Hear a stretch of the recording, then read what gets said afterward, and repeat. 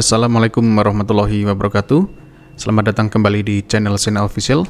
Dan pada video kali ini kami ingin memberikan informasi tentang pemaparan dari Bapak Menpan RB, yaitu Bapak Anas, tentang 3 opsi yang akan diambil untuk mencari solusi mengenai pengangkatan tenaga non-ASN menjadi ASN.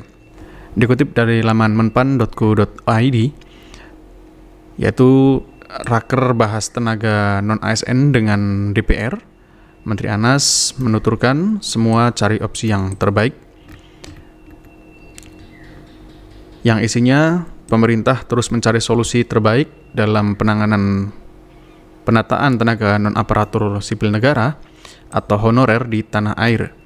Di hadapan Komisi 2 Dewan Perwakilan Rakyat Republik Indonesia, Menteri Pendayagunaan Aparatur Negara dan Reformasi Birokrasi, Abdullah Azwar Anas, menyampaikan 3 alternatif solusi penyelesaian untuk mengakomodasi tenaga non-ASN. Ada 3 solusi yang ditawarkan, yaitu tenaga non-ASN diangkat seluruhnya menjadi ASN, diberhentikan seluruhnya, atau diangkat sesuai dengan skala prioritas. Urai Menteri Anas dalam rapat kerja bersama Komisi 2 DPR RI di Gedung Nusantara 2 Jakarta. Dalam solusi alternatif yang ditawarkan, tentu saja ada kelebihan dan kekurangan yang perlu dicermati oleh seluruh pihak. Prinsipnya, pemerintah ingin pelayanan publik dan reformasi birokrasi berjalan optimal menuju birokrasi berkelas dunia. Dan di sisi lain diupayakan agar tidak ada tenaga non-ASN yang kehilangan pekerjaan, beber Anas. Alternatif solusi pertama, papar Anas, tenaga non-ASN diangkat seluruhnya menjadi ASN. Apabila seluruh tenaga non-ASN diangkat menjadi ASN, tentu butuh kekuatan keuangan negara yang cukup besar. Selain itu, tentu ada tantangan karena masih meraba-raba kualitas dan kualifikasi tenaga non-ASN tersebut. Ada yang sangat bagus kualitas dan kualifikasinya, tapi mungkin ada yang kualitasnya belum memenuhi syarat, ujarnya. Alternatif solusi kedua, tenaga non-ASN diberhentikan seluruhnya, namun opsi ini tentu akan berdampak terhadap kelangsungan pelayanan publik. Konsekuensinya adalah terganggunya pelayanan publik karena banyak ASN yang masa pensiunnya sudah tiba tapi belum ada yang menggantikan di sektor-sektor pelayanan publik, terutama di sektor pendidikan dan kesehatan. Lanjutnya, yang ketiga, tenaga non-ASN diangkat sesuai dengan prioritas. Salah satu prioritas pemerintah saat ini adalah pada pelayanan dasar, yaitu untuk guru dan tenaga kesehatan. Prioritas ini kita rumuskan, kemudian kita lakukan langkah-langkah afirmasi bagi tenaga non-ASN seperti pendidikan dan kesehatan, tapi bukan berarti yang lain tidak prioritas, karena penataannya dilakukan bertahap. 3 opsi ini sudah dipetakan detail plus minusnya. Pemerintah akan mengkaji secara mendalam, menautkannya dengan kekuatan fiskal, kualitas birokrasi, dan berlangsungan pelayanan publik. DPR juga pasti sama, kita semua cari opsi yang terbaik.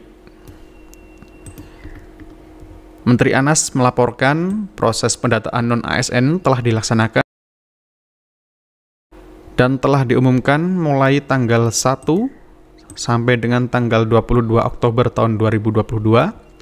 Namun, tanggal 31 Oktober tahun 2022, sebanyak 120 instansi tidak atau belum menyampaikan surat pernyataan tanggung jawab mutlak SPTJM yang ditandatangani oleh PPK instansi masing-masing.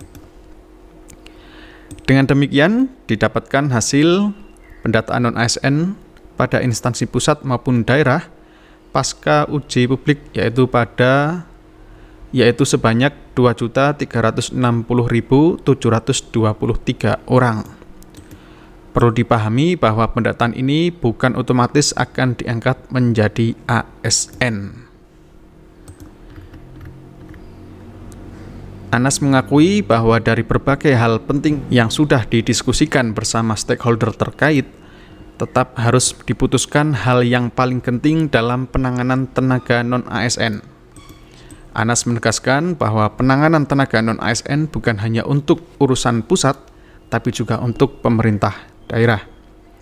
Sebelumnya, mantan Bupati Banyuwangi tersebut sudah menerima aspirasi dan membahas alternatif solusi penanganan tenaga non-ASN dengan asosiasi pemerintah daerah baik APPSI, APKASI, dan APEKSI, termasuk juga dengan forum-forum tenaga non-ASN. Kami sudah bertemu dengan para asosiasi bupati atau wali kota. Teman-teman sudah memberikan beberapa alternatif, salah satunya ada salary range untuk P3K sesuai dengan kemampuan daerah. Terangnya, dalam raker dengan Komisi 2 DPR RI, Menteri Anas mengapresiasi berbagai masukan yang diberikan oleh pimpinan dan anggota Komisi 2 DPR RI kepada pemerintah dalam penanganan tenaga non-ASN.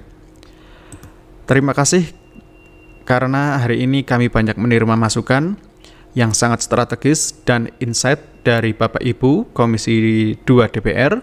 Kami juga mohon dukungan pimpinan dan anggota Komisi 2 agar bisa untuk mengerjakan tugas yang berat ini. Tapi insya Allah kami didukung Bapak Ibu, mudah-mudahan jadi ringan. Tutup Anas. Jadi itu 3 opsi yang dipaparkan oleh Menteri Menpan RB Bapak Ibu, yaitu untuk solusi penanganan pengangkatan tenaga honorer menjadi ASN. Baik Bapak Ibu, informasi ini yang bisa kami berikan, kurang lebihnya kami mohon maaf. Akhir kata, Assalamualaikum warahmatullahi wabarakatuh.